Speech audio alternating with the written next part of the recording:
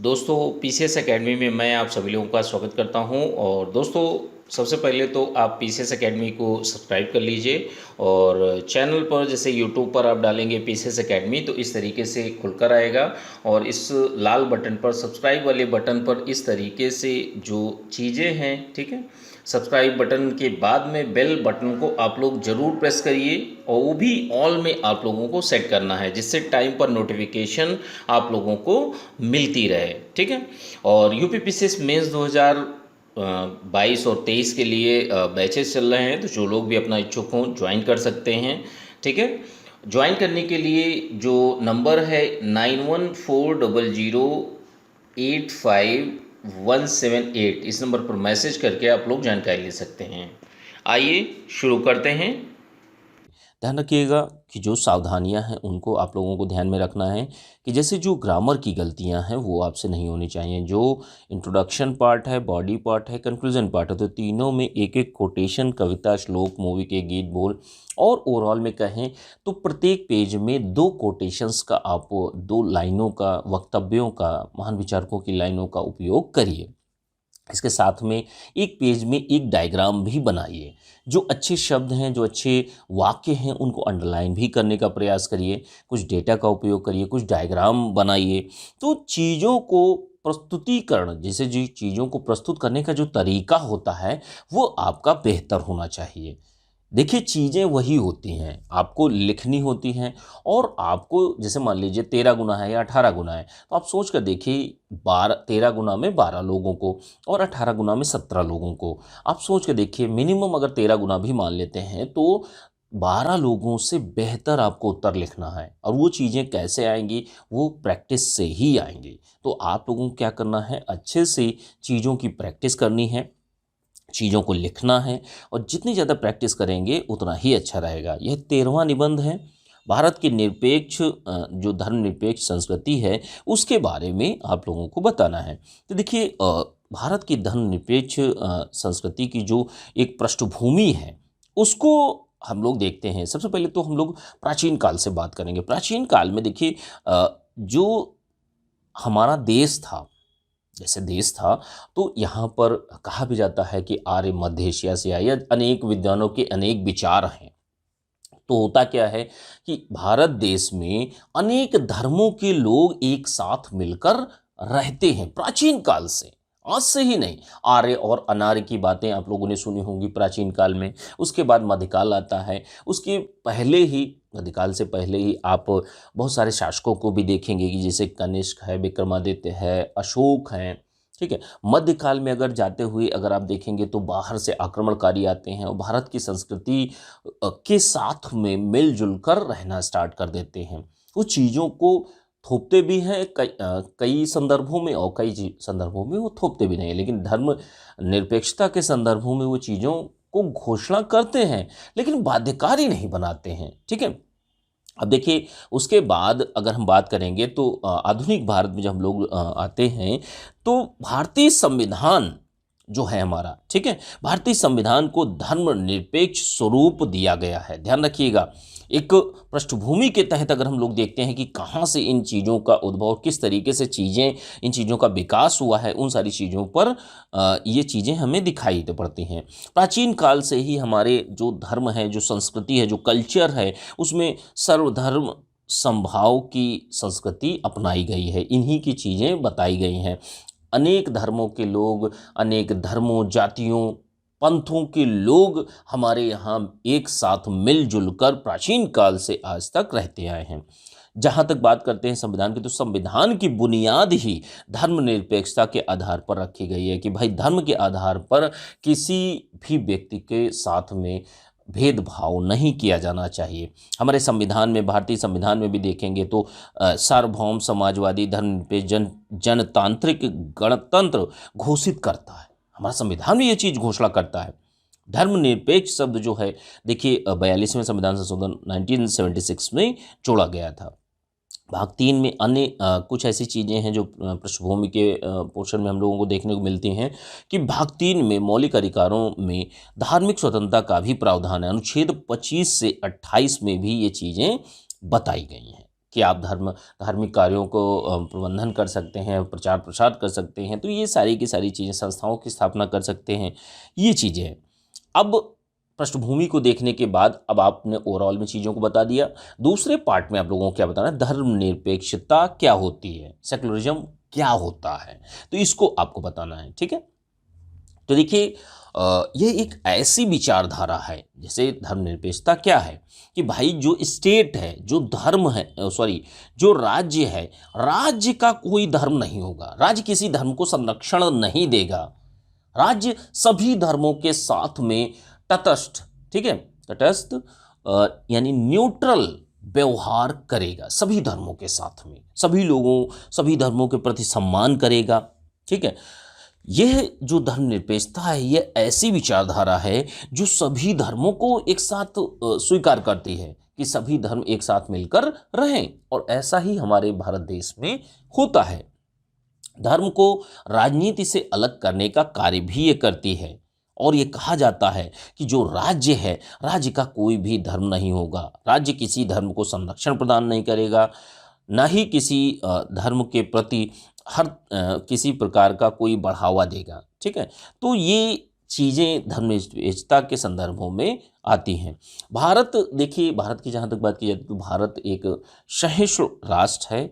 ठीक है, वो सभी धर्मों को सजोए हुए है। आप देखते भी होंगे कि कितने कल्चर, कितने धर्म हमारे यहाँ सभी लोग मिलजुल कर रहते हैं। ठीक है, आगे चलते हैं। अब देखिए धर्मनिरपेक्ष राज्य की विशेषताओं को देख लेते हैं। तो जैसे देखिए धर्मनिरपेक्ष राज्य में क्या होता है कि अलग अलग, जैसे अनेक चीज़ें होती हैं, ठीक है, तो मिली जुली एक संस्कृति का विकास भी होता है कि जैसे जो धर्मनिरपेक्ष राज्य होता है तो वहाँ पर अनेक संस्कृतियाँ मिलती हैं। ठीक है, अनेक संस्कृतियाँ विकसित होती हैं, उनका विकास होता है। धर्म को धारण करने हेतु कोई बाध्यता नहीं होती। ऐसे राज्य में जहाँ जो धर्मनिरपेक्ष राज्य होता है, सेकुलर नेशन जो होता है, तो उसमें धर्म को धारण करने की बाध्यता नहीं होती है कि आप भाई मुस्लिम धर्म को मानो ही या हिंदू धर्म को मानो ही, आपको जो अच्छा लगता है आप उसको धारण कीजिए, उसको मानिए। यहाँ पर जो धर्मनिरपेक्ष राज्य होता है तो उसमें सर्वधर्म समभाव की भावना महत्वपूर्ण होती है, वह राष्ट्र अपनाता है इस धारणा को। और जो यह राष्ट्र होता है धर्मनिरपेक्ष राज्य, तो यह धार्मिक रूढ़ियों से मुक्त होता है कि भाई जो एक पूर्वाग्रह जो होते हैं, धार्मिक रूढ़िवादिता जो होती है, इन सारी चीज़ों से मुक्त होता है।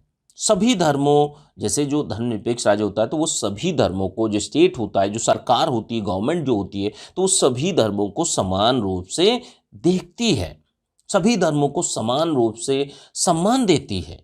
तो ये इसकी विशेषताएं होती हैं। अब आगे देखते हैं धर्मनिरपेक्ष संस्कृति के विकास को देख लेते हैं कि जैसे देखिए हर्ष, जैसे हमारे यहाँ प्राचीन काल से ही चीज़ें देखेंगे तो बाहर के लोग हमारे यहाँ बसते हैं आकर।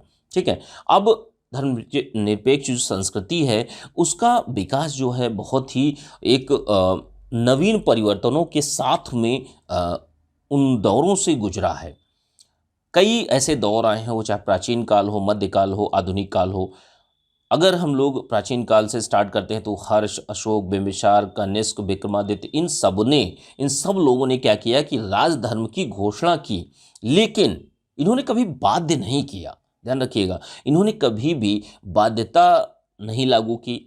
हमारे यहाँ भारत देश में बाहर के लोग भी आकर बसे, और महात्मा गांधी जी की जहाँ तक बात कही जाएगी आधुनिक भारत में, तो आधुनिक भारत में गांधी जी भी अन्य धर्मों के प्रति अगाध आस्था थी। भाई सभी धर्मों को गांधी जी समान मानते थे, सभी धर्मों में विश्वास भी करते थे। अगर नेहरू की बात कही जाती है तो नेहरू के संदर्भों में कि जैसे गंगा जमुनी एक तहजीब का विकास भी हमारी संस्कृति के अंतर्गत ही होता है, और हमारी संस्कृति जो है फूली फली इसी चीज़ों के अंदर। ठीक है, नेहरू भी धर्मनिरपेक्ष संस्कृति के प्रशंसक और पैरोकार माने जाते हैं। गांधी जी नैतिकता और आध्यात्मिकता के पोषक रहे, ना कि धर्म के। उन्होंने धर्म को धारण करने की चीज़ बताई, और गांधी जी ने नैतिकता और आध्यात्मिकता के हमेशा पोषक रहे। ठीक है, यानी हमेशा उन चीज़ों को बढ़ाते रहे, मानते रहे। सभी धर्मों के लोगों में एकता और एक बंधुत्व की भावना का भी प्रचार प्रसार किया। अपने प्रयासों से। और जहाँ तक हम लोग जो हमारी संस्कृति है वो एक नवीन नवाचारी परिवर्तनों के समय समय पर गुजरी है, ठीक है, परिवर्तनों से समय समय पर गुजरी है कि जैसे चीज़ें वही थी, ठीक है, धर्मनिरपेक्ष राष्ट्र जो है वही हमारा भारत देश था, ठीक है, लेकिन चीज़ें प्राचीन काल से देखने को हमें मिलती हैं कि ये चीज़ें हमारे देश में रही हैं, ठीक है। इनको अमली जामा भाई जब संविधान बनता है तो उसमें काफ़ी चीज़ें लाई जाती हैं, लेकिन ये चीज़ें परिलक्षित हमें प्राचीन काल से मध्यकाल से इन चीज़ों में हमें दिखाई देती हैं, ठीक है। तो ये नवाचारी परिवर्तनों से समय समय पर यह चीज़ गुजरी है, ठीक है, धर्मनिरपेक्षता। अब देखिए अगली चीज़ क्या है, धर्मनिरपेक्षता और संविधान की जहाँ तक बात कर लेते हैं तो देखिए धर्मनिरपेक्षता और संविधान की जहाँ तक बात करते हैं तो संविधान की जो प्रस्तावना है उसी में धर्मनिरपेक्षता शब्द को स्थान दिया गया है। तो आप सोच सकते हैं जो धर्मनिरपेक्षता है वो आपके संविधान निर्माण और देश के एक सामाजिक व्यवस्था के लिए बहुत ही ज़्यादा जरूरी, इसीलिए संविधान का एक बुनियादी रूपों में भी इसको शामिल किया गया है। हमारे यहाँ देखिए संविधान में धार्मिक स्वतंत्रता भी दी गई है कि जैसे अनुच्छेद 25 से 28 के बीच में धार्मिक स्वतंत्रता का प्रचार जो प्रावधान है वो किया गया है। धार्मिक कार्यों का प्रचार करना, धार्मिक कार्यों के प्रबंधन की आवश्यकता, ठीक है, तो ये सारे के सारे कार्य जो संविधान में इन चीज़ों का वर्णन किया गया है। धार्मिक मामलों में राज्य क्या है, एक न्यूट्रल रवैया अपनाएगा।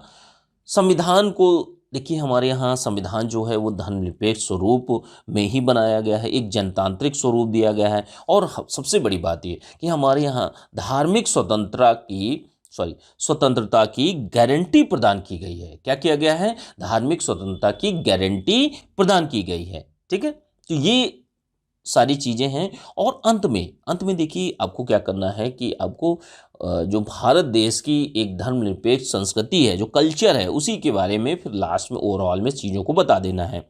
जैसे निष्कर्ष में कि प्राचीन काल से आधुनिक काल तक संस्कृति का विकास हुआ है, समाज में बंधुत्व की भावना को बढ़ाया गया है, हर तरीके से जो देश है देश में निरस्ता से बचाया गया है। अनेक रंगों जैसे अनेक धर्मों के लोग रहते हैं, अनेक बोलियां बोलते हैं, भाषाएं बोलते हैं, खान पान वेशभूषा सब अलग अलग है।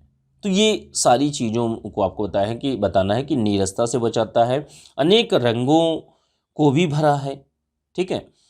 और जो देश है हमारा राष्ट्र है उसको एकता के सूत्र में पिरोए रखा है। तो इस तरीके से चीज़ों को निष्कर्ष को और अच्छे से बता सकते हैं, चीज़ों को अच्छे से लिख सकते हैं अपने शब्दों में, अपने व्यू के अनुसार, चीज़ों के अनुसार लिखिए, ठीक है। तो अच्छी तरीके से आप लोग जो यह निबंध है, निबंध को आप लोग बहुत अच्छी तरीके से लिखने का प्रयास करिए। 700 शब्द सीमा में आप लोगों को लिखना होता है, तो लगभग 7 पेजेस आप लोगों को लिखने होते हैं। तो अच्छे से चीज़ों को लिखने का प्रयास करिए।